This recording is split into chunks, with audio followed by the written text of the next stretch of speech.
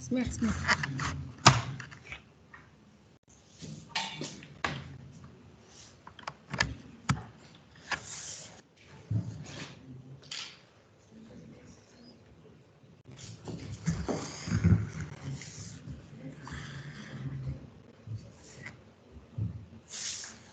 سي بون الاخرى وين هي هذيك بحال هذيك هذيك سي بون نورمالمون تفتح جوست كيفاش هكا تقعد وانا ما نجمش نحطها في الاكران لا تولي تعمل بارطاج باش تنجم على الاكران وتولي هنا تشوف. فهمتك كيفاش هذا ما تشوف ليكيب اللي موجودين انا هي شامل هذه وي شوف اللي حاضرين اوكي ميرسي عايشه.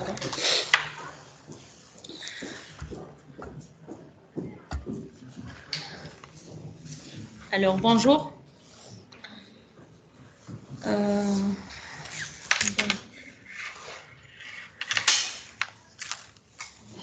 On va essayer d'accélérer. Alors on va voir aujourd'hui donc les hypothyroïdies, hein, d'accord. Alors on va passer les objectifs. Alors تسمعوا فيها en ligne. تسمعوا فيها ولا؟ Est-ce que vous m'entendez? Oui ou non?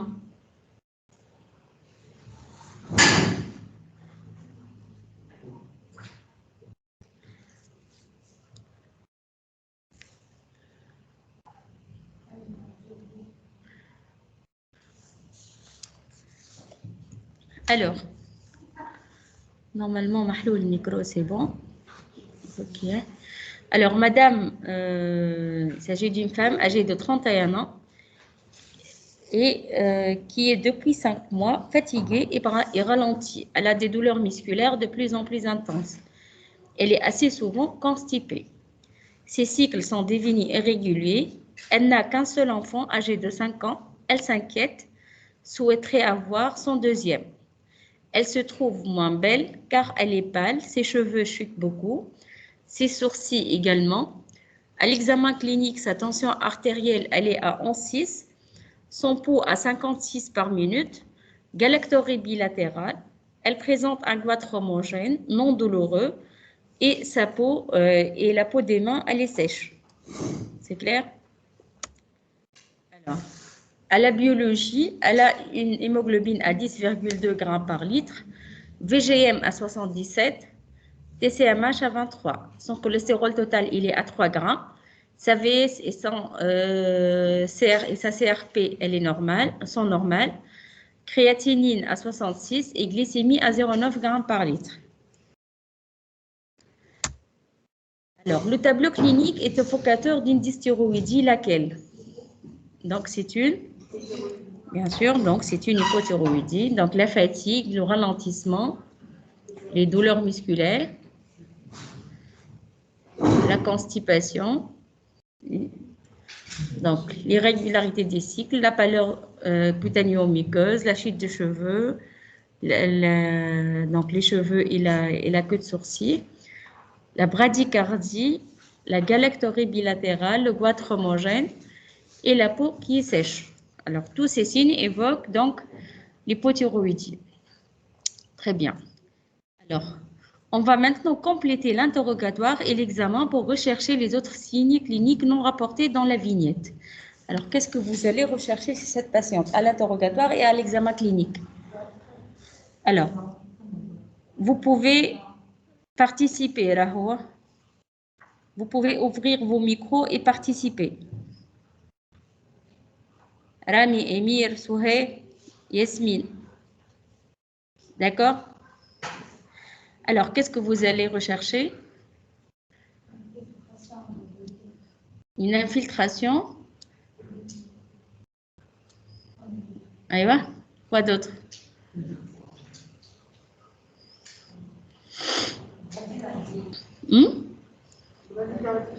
Bradycardie, donc on a déjà dit. Hein?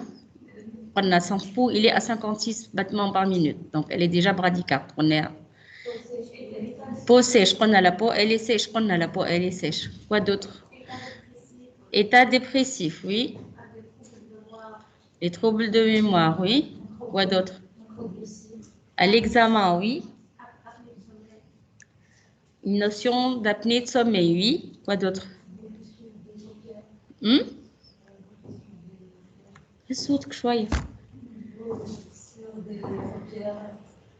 Les paupières, oui.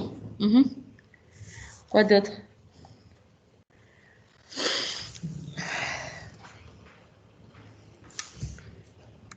Alors, les hormones thyroïdiennes ont une action ubiquitaire, c'est-à-dire que ces hormones agissent au niveau donc, de l'organisme tout entier.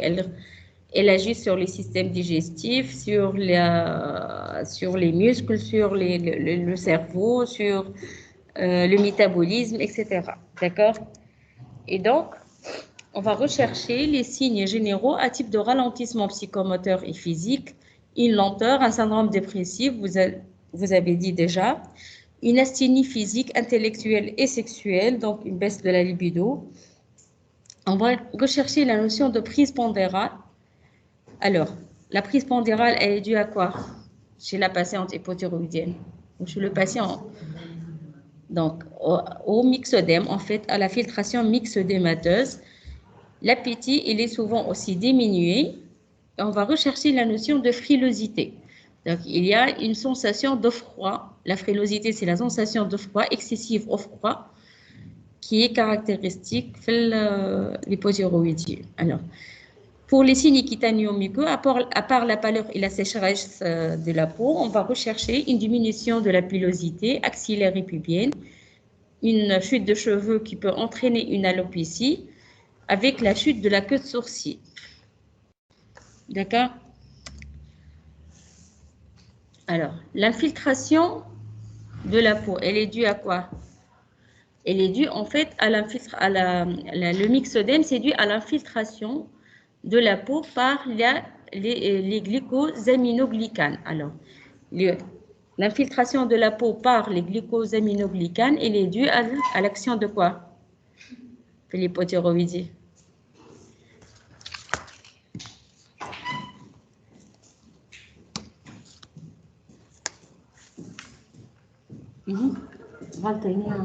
C'est pas la même. Plus 3. Plus 3, ok.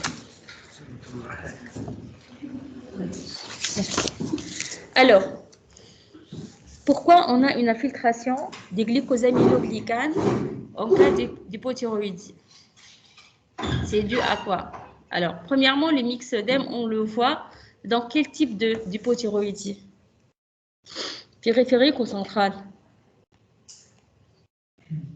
Donc, le myxodème, c'est spécifique de l'hypothyroïdie périphérique, centrale. Donc, si on a le myxodème, c'est que l'origine de l'hypothyroïdie, elle est périphérique.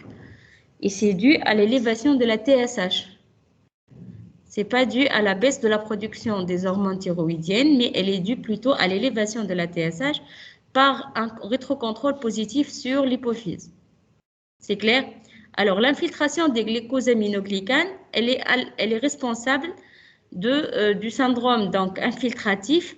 Au niveau de la peau, ça nous donne le myxodème, donc avec l'épaississement de la peau et donc des mains, et c'est un épaississement général. Au niveau du larynx, ça va nous donner un renflement nocturne. Au niveau des cordes vocales, ça va nous donner une raucité de la voix. Au niveau du conduit auditif externe aussi, c'est responsable de l'hypoacousie. Et au niveau de la langue, ça nous donne une macroglossie. La macroglossie peut être importante au point que parfois, chez un patient qui a une hypothyroïdie importante, on peut même trouver une empreinte dentaire sur la langue. Donc, on peut trouver l'empreinte des dents sur la langue. D'accord? Et ça témoigne de l'épaississement et de l'infiltration donc muqueuse par les glycosaminoglycanes. Vous voyez ici, donc vous voyez l'infiltration, vous voyez le dépôt, le myxodème au niveau donc du visage, au niveau des mains. au niveau des pieds aussi. Vous voyez ici, c'est pas très clair, mais vous voyez, il y a un aspect jaunâtre des plantes des pieds et aussi des plantes des mains. C'est l'aspect caroténoïde et c'est caractéristique aussi de l'hypothyroïdie. C'est la carotinodermie. Donc, c'est comme les carottes. Hein. C'est un aspect jaune-orange. D'accord? Au niveau cardiaque, qu'est-ce qu'on va rechercher? On a la bradycardie déjà chez notre patiente, mais aussi il y a donc des épanchements. L'hypothyroïdie peut être responsable des épanchements, notamment l'épanchement péricardique. Et cet épanchement péricardique va être responsable de quoi?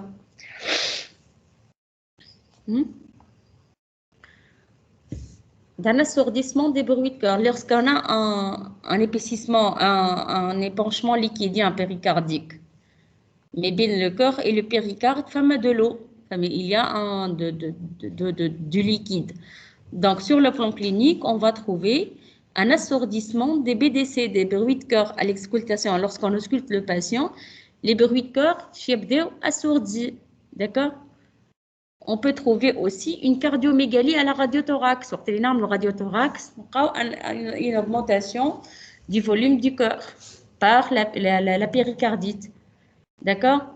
Et lorsqu'on a une péricardite, c'est qu'il y a une compression, enfin une gêne au mouvement des muscles cardiaques et ça se traduit sur l'ECG par un microvoltage.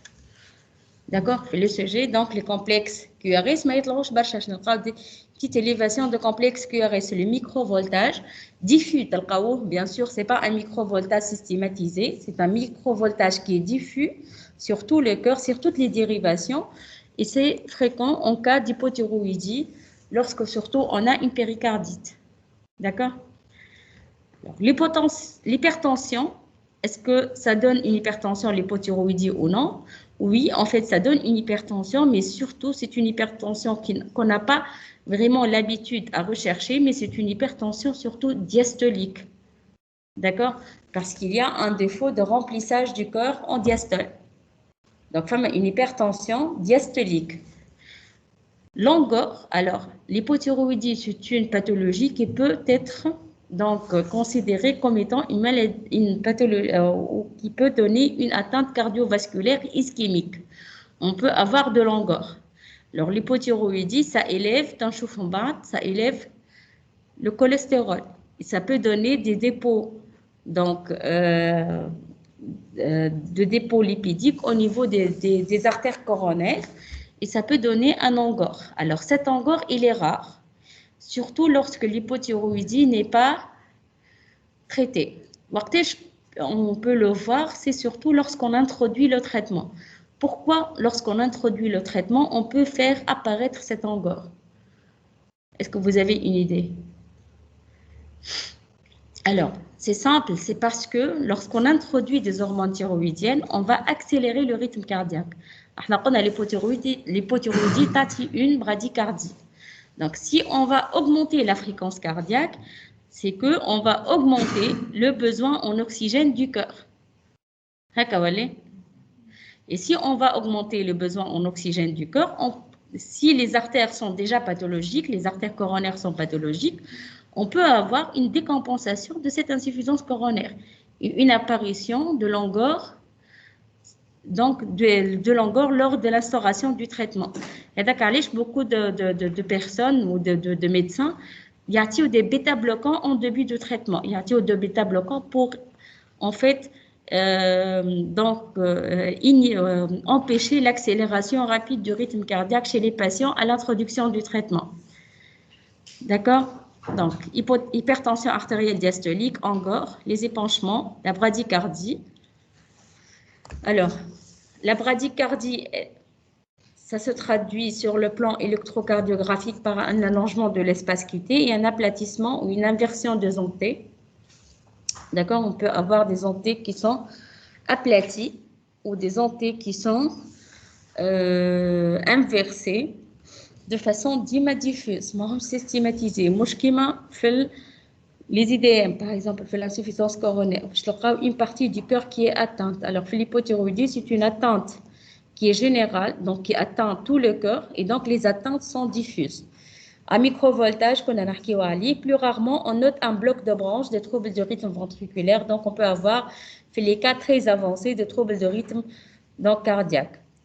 Ces signes donc sont résolutifs à la restauration de la fonction thyroïdienne, bien sûr, après traitement de l'hypothyroïdie, tous ces signes régressent, d'accord? Alors, les autres signes, qu'est-ce que vous allez rechercher? Alors, on a le cœur, on a les muqueuses, l'infiltration. Qu'est-ce que vous allez rechercher d'autres? Sur le plan digestif, on a chotati. Donc, la constipation. Sur le plan respiratoire.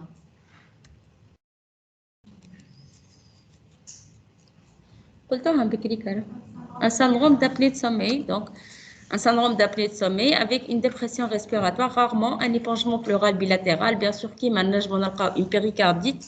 Rarement, on peut avoir des épanchements pleuraux. D'accord? Mais ça, c'est vraiment dans les hypothyroïdies très profondes, anciennes. D'accord? Alors, là, le signe digestif, c'est surtout la constipation.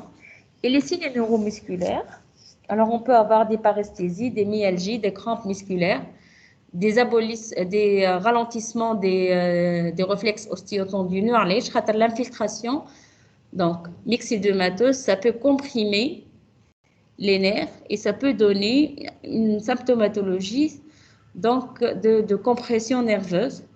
D'ailleurs, c'est des patients qui ont, surtout au niveau de la main, il y a les syndromes de canal carpien par infiltration. C'est-à-dire l'infiltration, les nerfs اللي يتعدوا من في الكانال هذايا اللي يتعدوا فيه les nerfs, donc يعملوا une compression ويعملوا باشا un syndrome de canal carpien les patients هذوما.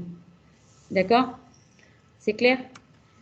Les signes généraux, bien sûr, les signes génitaux, excusez-moi, donc hispano-minorés, aménorrhée, infertilité et galactorrhée.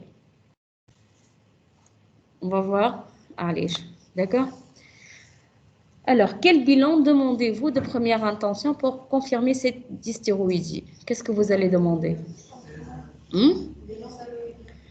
شنو معناها bilan thyroïdien? Qu'est-ce que vous allez demander? TSH. T3. T4. TSH, T3, T4. Qu'est-ce que vous allez demander? Un seul bilan. La TSH. Donc, les قبل centrale ou le périphérique, ça. La TSH. Alors, si on a une hypothyroïdie, on va demander la TSH. هكا ولا؟ احنا قلنا patiente هذه عندها myxœdème. هكا ولا؟ Donc, on va trouver une TSH qui est élevée normalement. D'accord? Alors, il est comme myxœdème, c'est autre chose. Bien sûr, on va quand même demander la TSH si on suspecte une hypothyroïdie. Et là, si on n'a pas de myxœdème, normalement, on va trouver une TSH qui est basse en faveur freinée, en faveur d'une atteinte centrale. Mais là, pour notre patiente, on s'attend à avoir une TSH qui est élevée. Bien sûr, si on a une TSH élevée, on va compléter par le dosage de la FT4. D'accord? Alors, si vous avez une TSH normale, est-ce que vous allez compléter par le dosage de la T4? Non. Alors, on complète par le dosage de la T4. Dans des rares cas, on suspecte vraiment une atteinte donc une hypothyroïdie d'origine centrale. Alors, si on a un contexte clinique particulier dans lequel on évoque une hypothyroïdie d'origine centrale, on peut avoir ce qu'on appelle un bilan dissocié avec une TSH qui est normale, mais FT4 qui est basse. D'accord? On l'appelle un bilan dissocié. On parle d'une TSH qui n'est pas suffisamment élevée par rapport à la baisse des hormones thyroïdiennes. C'est l'atteinte, elle est centrale. Vraiment, donc c'est une cause centrale. Donc c'est un sincèrement vraiment un contexte particulier. Vous avez un adénome hypophysaire, vous avez quelque chose comme ça. Donc même si on a une TSH qui est normale, on complète par l'FT4. Mais retenez que ici, pour l'hypothyroïdie périphérique, c'est l'essentiel de donc de la pathologie thyroïdienne. TSH, si TSH élevé, on complète par FT4. TSH normal, ça élimine une hypothyroïdie périphérique. D'accord? C'est clair? Alors, TSH de première intention, puis par FT4 effondré, si la TSH elle est élevée. Alors, l'FT4 peut être normal. Pourquoi? Est-ce qu'on peut trouver une TSH élevée avec FT4 normal?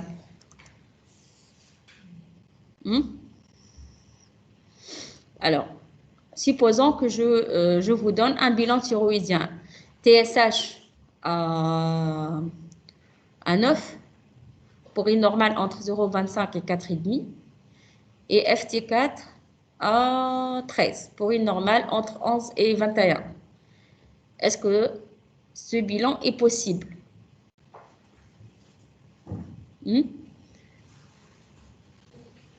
C'est tout à fait possible. On parle alors d'une hypothyroïdie fruste ou d'une hypothyroïdie infraclinique. TSH élevé avec FT4 normal. C'est-à-dire que la fonction thyroïdienne n'est pas très altérée. Elle est modérément altérée et l'hypophyse arrive à stimuler l'hypothyroïdie pour avoir un taux d'FT4 qui est normal. فهمتوا كيفاش هو le but de l'hypophyse c'est quoi l'élévation de la TSH? C'est pour stimuler la thyroïde هكا ولا donc dans certains cas surtout au début de l'hypothyroïdie où il ما عندكمش une inflammation كبيرة, donc la fonction thyroïdienne elle est légèrement altérée. وقتها le retrocontrôle positif sera efficace, donc l'hypophyse arrive à maintenir une fonction thyroïdienne presque normale. Donc, un taux d'FT4 qui est normal, mais la TSH, elle est élevée. On parle d'une hypothyroïdie, donc, fruste ou elle infraclinique. C'est clair? Donc, c'est dans deux... Vous suspectez une hypothyroïdie, c'est une hypothyroïdie. حتى لو كان l'FT4 elle est normale. D'accord? Donc, c'est une hypothyroïdie. D'accord? Même avec FT4 normal. On parle de l'FT4 normal, c'est une hypothyroïdie infraclinique ou elle fruste. On peut l'appeler comme de deux manières. Alors,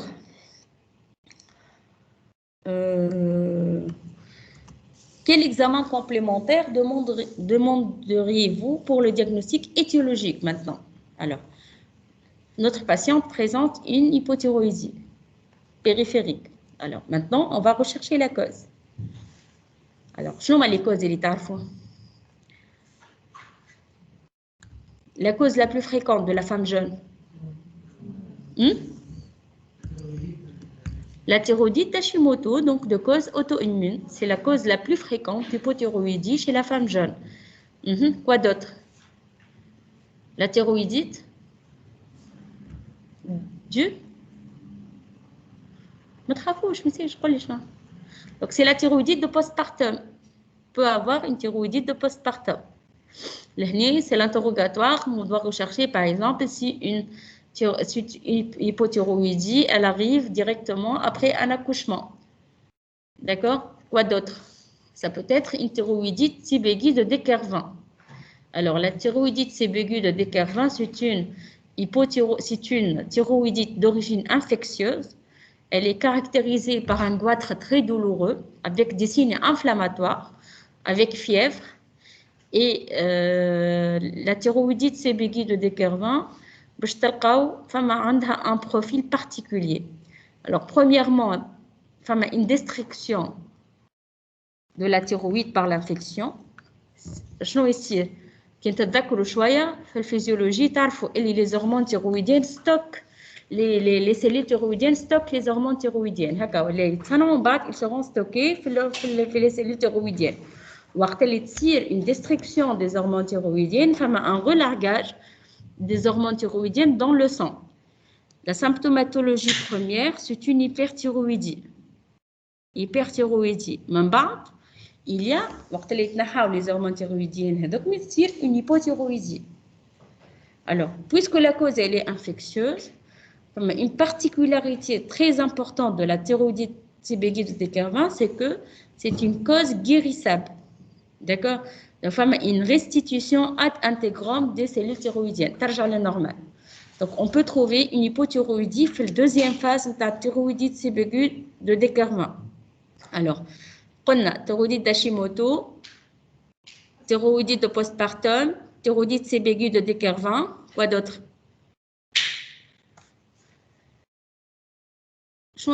Il atteint la fonction thyroïdienne.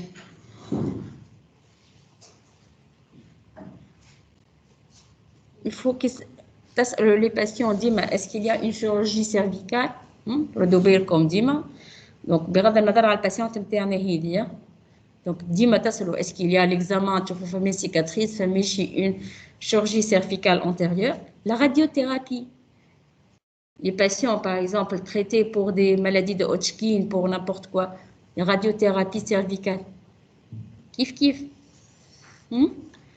d'accord. Les goitres multinodulaires aussi. Alors, quoi d'autre? Chez la femme âgée, la thyroïdite la plus fréquente, c'est la thyroïdite lymphocytaire chronique. Ça donne plutôt une atrophie, malgré le goitre. Chez la femme âgée, c'est la thyroïdite lymphocytaire chronique.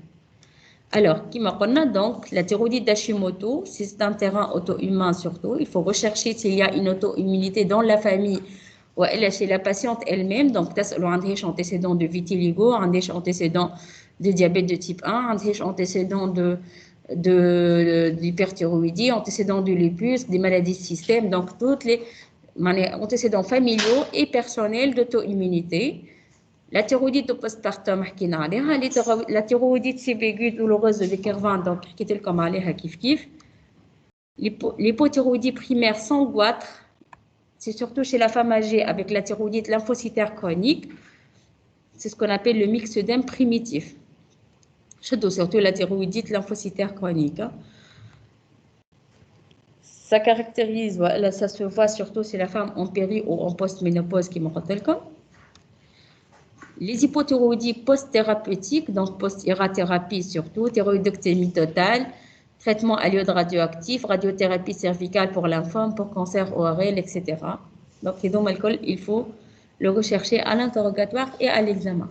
D'accord? L'ectopie thyroïdienne.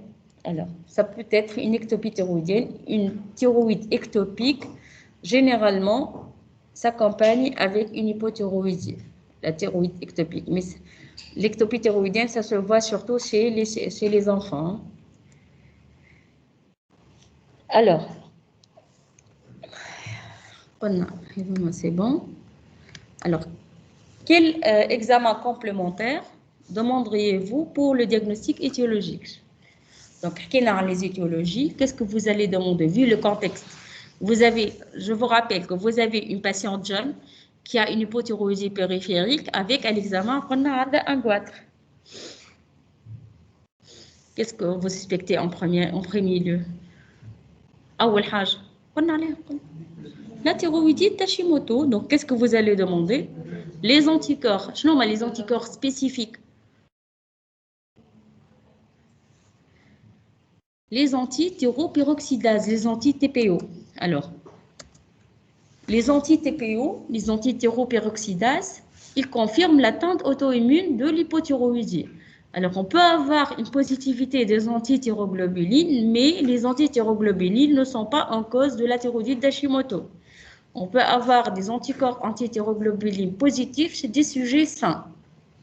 Alors, les anticorps spécifiques sont les anti-TPO, les anti-thyroperoxydases. C'est clair? Alors, maintenant, comment expliquer à la patiente les signes suivants? Alors, comment expliquer la constipation? Votre patiente vous questionne, constipation. Comment vous allez expliquer à la patiente la constipation? Allez, de constipation. Par ralentissement du péristaltisme intestinal, donc ralentissement du métabolisme intestinal et ralentissement du péristaltisme, donc ça donne une constipation. Alors, comment expliquer maintenant la galactorrhée et les troubles de fertilité? Pourquoi on a une galactorrhée?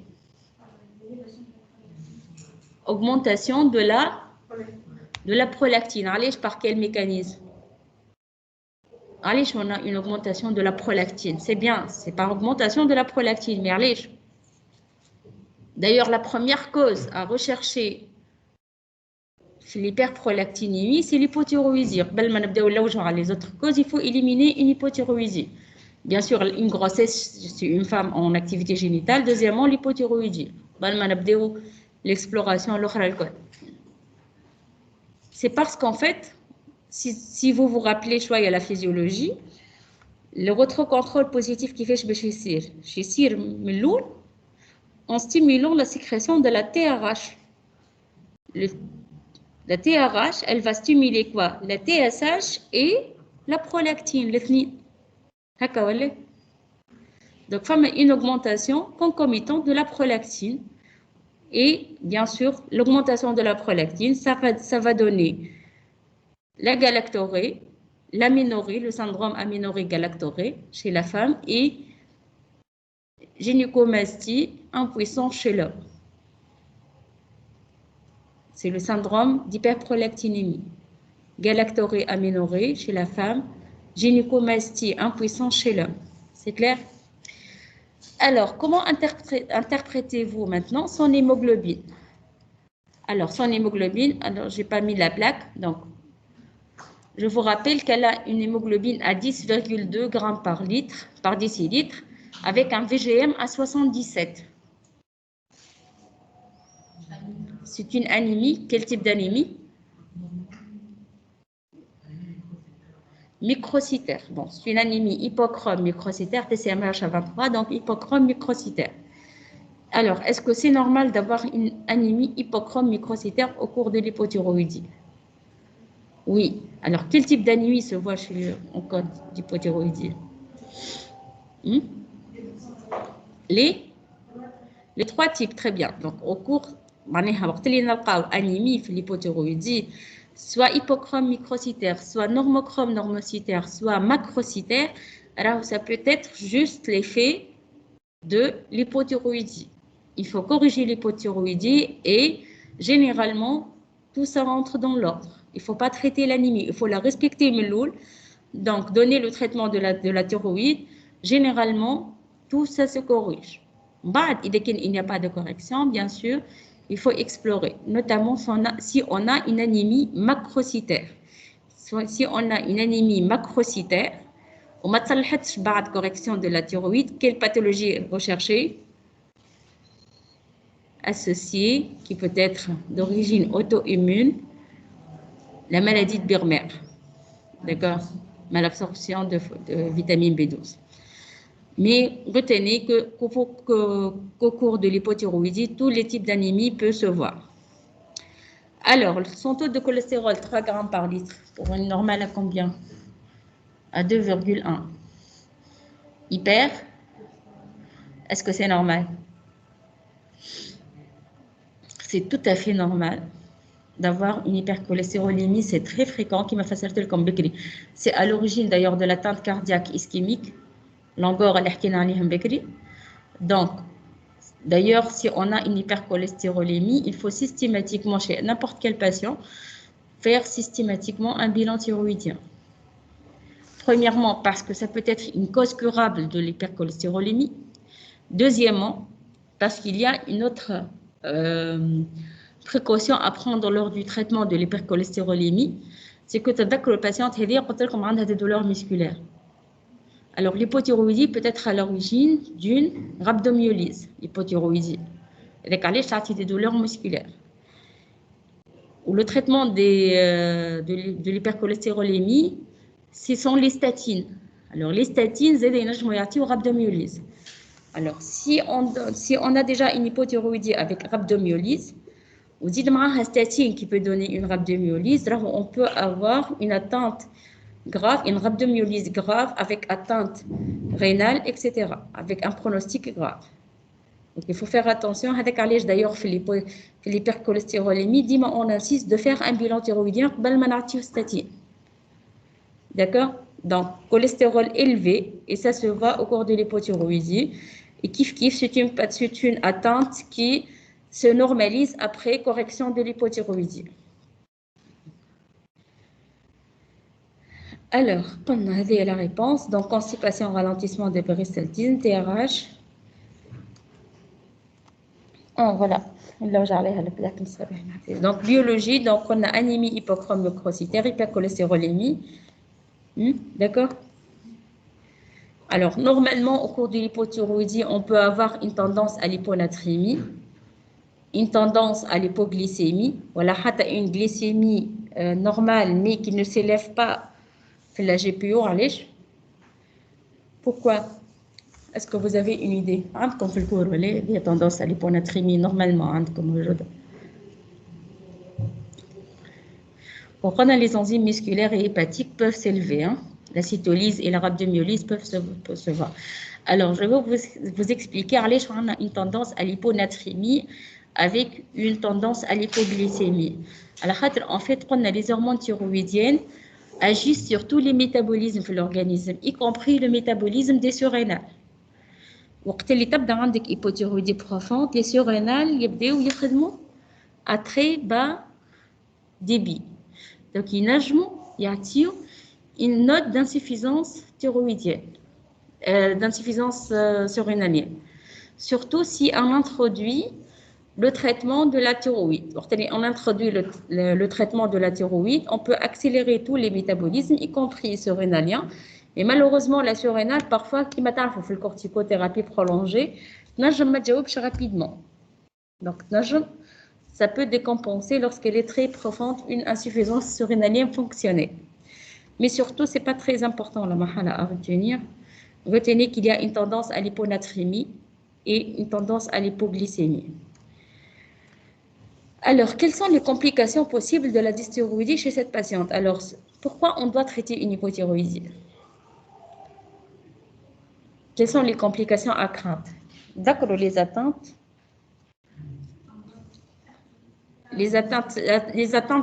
La complication la plus grave, alors, le coma myxœdémateux, très bien, si on laisse une hypothyroïdie traîner, on peut avoir un coma myxœdémateux, surtout chez les sujets âgés. Alors, le coma myxœdémateux, c'est une pathologie, donc c'est une complication grave avec un taux de mortalité qui arrive jusqu'à 50%. Il faut faire attention. Alors, deuxième type on peut avoir des complications psychiatriques, mais surtout les complications cardiovasculaires, bien sûr, il faut faire attention. D'accord? Donc, les complications cardiaques à type de péricardite, l'insuffisance coronaire, qui est souvent asymptomatique, à craindre lors du début de traitement, et le coma myxœdémateux, c'est un pronostic mauvais de 50% de mortalité à peu près, et ça se voit surtout chez les sujets âgés, et les complications neuropsychiatriques.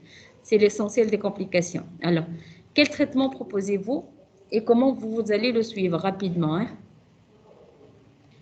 Alors, le traitement, c'est simple, c'est un traitement simple, il est efficace et il est maniable, donc on peut le manier. C'est à base de L-thyroxine, donc c'est les hormones thyroïdiennes, les levothyroxine.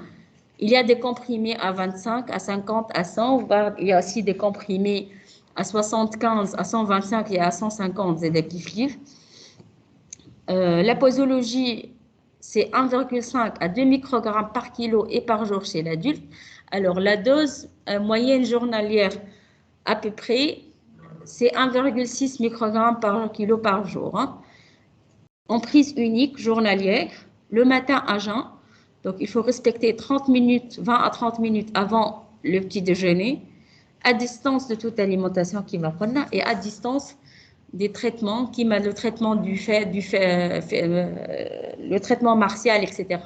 Donc, il faut espacer les traitements de 2 heures minimum par rapport aux prises médicamenteuses, à la prise d'L-thyroxine. Alors, le début de traitement, il est en fonction de l'âge. Chez les sujets jeunes, on peut le traiter, donc on peut le donner en ambulatoire.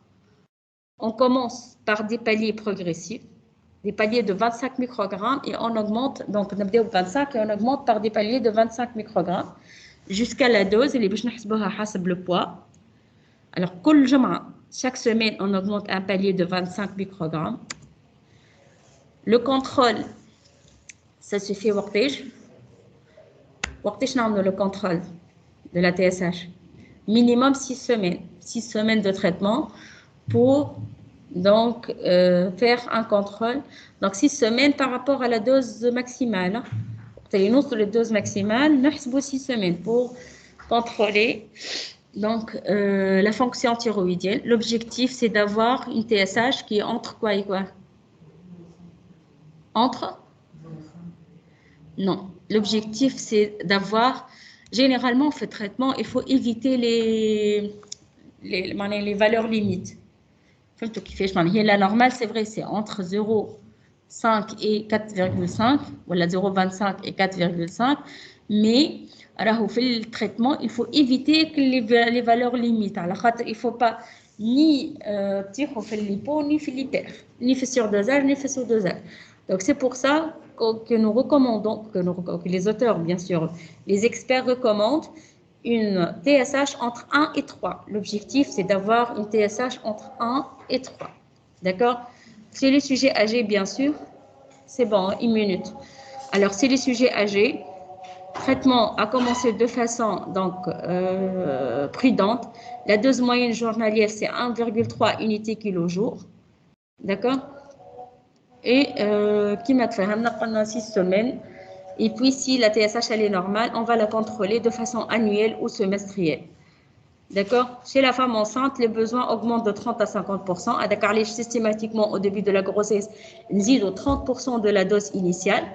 On va de façon mensuelle la TSH pour adapter les doses selon le besoin.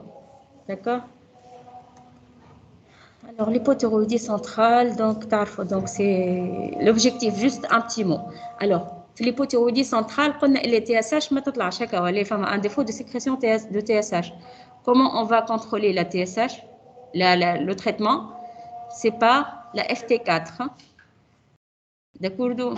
Centrale, mais je ne pas TSH, puisque déjà l'hypophyse, elle est pathologique. Donc, je n'ai un taux de FT4 qui doit être la limite supérieure, dans le 1/3 supérieur de la zone normale. D'accord, ok. Ok, c'est clair. Donc, le central, c'est, le périphérique, c'est la TSH. Le central, c'est la FT4. Normalement, c'est ça. Est-ce que vous avez des questions? Est-ce que vous avez des questions? C'est bon? Je vais juste tout ça. La paix, là. Eya. Shaima. Shaima. Fatal. Présente. Brahim. Brahim. Nour. Nour. Nour Ben Ali. Présente. Mohamed Yassine. Mohamed Yassine, présent. Rihim. Rihim. انت فما زوز ريهام مدب اوكي هدى